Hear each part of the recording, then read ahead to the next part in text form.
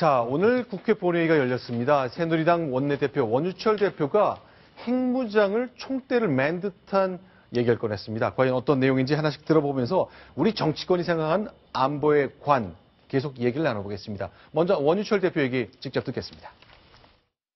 미국의 전술핵 재배치나 우리도 핵을 갖대 북한이 핵을 포기하면 우리도 동시에 핵을 폐기하는 방안 등 진지하게 재검토하여야 할 시점이 왔다고 봅니다. 자, 지금 얘기를 보면 저 핵을 배치하자, 북한이 핵을 포기할 때까지 갖자 그러니까 조건부 핵무장론처럼 들리거든요. 그런데 이제 오늘 원유철 대표가 그 말은 좀 원고에서 빼달라고 얘기했다면서요. 맞습니다. 지금 자막에는 조건부 핵무장이란 말이 들어갔는데 그 말을 방안이라고 바꿔 읽었습니다.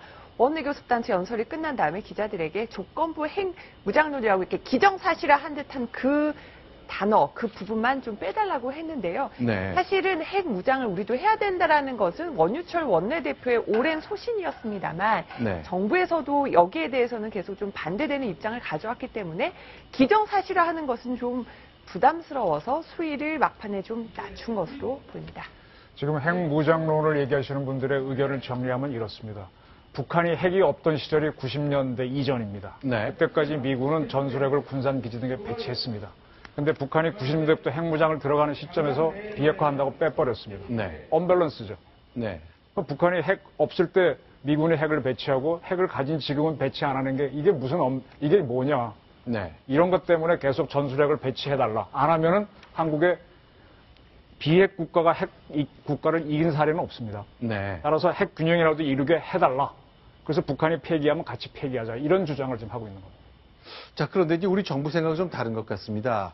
자, 오늘 국방부 장관, 한민구 장관이 국회에서 답변할 때 정부 생각은 좀 다릅니다. 일단은 현재 핵무장할 생각이 없다고 얘기한 것이 여러 가지 제약이 굉장히 많기 때문이겠죠. 그렇죠. 근데 제약이 많더라도 이렇게 북한의 핵무장 앞에 발가벗고 솟고 있는 것은 정말 무기력한 모습. 그러니까 지금 저 원유철 대표가 공당의 정부 여당의 대표로서는 하지 않을 얘기인데 제가 볼 때는 표를 의식하지 않았습니다. 지금 아까 그 사드 배치도 60몇 %로 높은 그런 것들이 정말 너무 무기력한 우리 이게 자존심 문제 아닙니까? 40배가 넘는 데는데 북한보다. 그래서 핵 잠재력을 가지고 일본처럼 유사시에 즉각 우리도 핵 재처리 능력을 미국과 협상을 해서 받아가지고 핵 재처리 능력을 가져야 된다. 또 하나는 미국의 핵우산을 받으려면 확실히 받아라. 핵 잠수함에 늘 상시 전개하고 있든지 핵 항모가 오든지 해서 확실하게 우리 국민의 이런 불안을 덜어줘야 되겠다. 그렇지 않으면 우리가 선제 타격할 수 있는 능력을 갖던가 아니면 완벽한 방어 수단을 갖던가 국민이 불안하지 않게 뭔가는 확실한 대책을 내놓아야 될 것 같습니다. 일부는 동의하는데 일부는 조금 우려스러운 게 뭐냐면 제가 볼 때는 핵무장론을 논의하는 거는 전 찬성합니다. 예를 들어서 필요한지, 거기 얼마나 경비는 드는지, 우리가 어떤 노력을 해야 되는지, 그 다음에 어떤 장애물은 없는지, 그런 거는 좋지만, 지금 핵무장을 해야 된다고 주장하는 거는 제가 볼 때는 여러 가지 고민을 할 필요가 있다. 저거는요, 분명히 만약에 한국이 핵무장을 한다라는 결정한 순간, 제가 볼 때는 아시아권에서 일본이 가장 먼저, 그 다음에 그 주변에 동남아시아. 제가 볼 때는 많은 국가들이 핵무장에 나설 겁니다. 핵 도미노론이 되면 제가 볼 때는 과연 핵을 갖는 게 그러면 그 덕이 되는지 그런 것도 제가 볼 때는 멀리 좀 볼 필요가 있다고 봅니다. 자, 오늘 이제 국방위원회하고 외교통상위원회가 열려서 장관들 상대로 여야 의원들 질의가 이어졌습니다. 그런데 이제 눈에 띄는 질문 중에 하나가 자, 야당의 국방위원이 김광지 의원에게서 나왔습니다. 과연 왜 북한 저렇게 핵개발 성공했는데 핵 국가의 지위를 부여하지 않느냐라는 얘기를 했는데요. 장관은 어떻게 답했을까요? 확인해 보겠습니다. 북한은 실질적으로 핵 보유국입니까? 아닙니까? 아니라면 왜 아닙니까? 핵 보유국이라고 인정한다는 것은 국제 체제에서 북한의 핵을 인정해주고 그에 합당한 대우라고 할까? 해야 되는 문제이기 때문에 우리는 그건 있을 수 없는 일이다 이렇게 보고 있는 것입니다. 제가 이제 앵커로서 질문을 좀 수정해야 되겠네요. 제가 이제 영상 보기 전에 왜 핵 국가의 지위를 부여하지 않느냐라고 물었다고 했는데 그건 제가 잘못 얘기를 한 거고요. 자, 핵 국가가 맞느냐라고 질문한 거죠.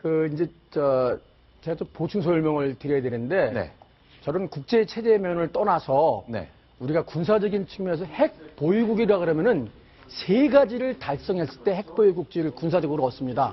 첫 번째는 ICBM을 과제됩니다. ICBM. 네. 대륙간 탄도탄. 그렇죠. 두 번째는 잠수하면서 발사할 수 있는 SLBM을 가져야 네. 됩니다. 세 번째는 ICBM을 하면 요격을 당하기 때문에 ICBM 탄두를 10개나 섬겨서 다탄두 핵 미사일을 가져야 되는데 네. 다탄두 핵 미사일 ICBM 이걸 MIRV라 그러거든요. 네. 이런 세 개를 갖췄을 때 군사적으로 핵 보유국을 인정하는데 네. 북한은 아직 SLBM도 아직 안 됐고 사출 시험했다 그러고 ICBM도 재진입하는 문제 남아있죠. 네. 유도하는 문제. 그다음에 MIRV 문제는 아직 거론도 안 되고 있지 않습니까? 네. 그러니까 군사적으로도 핵 보유국도 아니고 국제 체제에서도 핵 보유국을 할 수는 없는 거죠. 네. 저거는요, 북한을 핵 보유국으로 인정하면은 우리도 핵 보유해야 됩니다. 네. 김광진 의원은 우리가 한국이 핵 보유하는 거 인정하나요? 반대의 질문을 해야 됩니다. 네. 그럼 어떻게 질문해야 된다는 거죠? 그러니까 북한을 핵 보유국으로 인정하는 순간에 대한민국의 선택은 다른 방법이 없습니다. 핵 보유로 가는 수밖에 없습니다. 대한민국 핵 보유를 김광진 의원은 인정할 수 있느냐는 질문을 던져야 되는 문제입니다. 네. 지금 핵 무장론이 나오는데 지금 핵 무장 보유국으로 인정받는 나라가 몇 나라로 보세요? 일단은 공식적으로는 5나라밖에 5나라뿐이 없습니다. 네. 전부 안보리 상임이사국입니다. 네. 그리고 그냥 준 핵보유국이라고 해서 인정해 주는 게 아시다시피 인도, 파키스탄, 그다음에 이스라엘. 인정하지 않는 없습니다. 이스라엘. 예. 파키스탄과 파키스탄과 인도는 아시다시피 엄청난 지금 국경 분쟁을 갖고 있기 때문에 네. 어떻게 보면 양해를 해주는 스타일이고 네. 이스라엘은 아시다시피 미국의 어떤 국익에 직접적인 관련이 있기 때문에 양해된 것이지 네. 제가 볼 땐 북한이 지금 말씀하신 대로 네. 군사적 입장에서도 기술적인 측면에서도 그렇고 네. 지금 그 핵보유국의 레벨을 얘기할 그런 국가는 아니다. 네. 어? 알겠습니다. 자, 오늘 국방위 외교통상위원회에서 다양한 소식들이 쏟아지고 있는데 초반에 좀 상임위를 공개할 것인지 비공개할 것인지 것 때문에 옥신각신이 하느라 시간을 굉장히 많이 쏟았습니다. 그래서 저희가 좀 충분히 소개를 못 드렸는데 내일이라도 계속 이 내용 정확하게 정리해서 계속 여러분께 소개해 드리겠습니다. 자, 지금까지 경기대학교의 김기호 교수님과 함께 해주셨는데 여기서 좀 인사를 드려야 되겠습니다. 예. 또 내일 또 뵙겠습니다. 알겠습니다. 고맙습니다.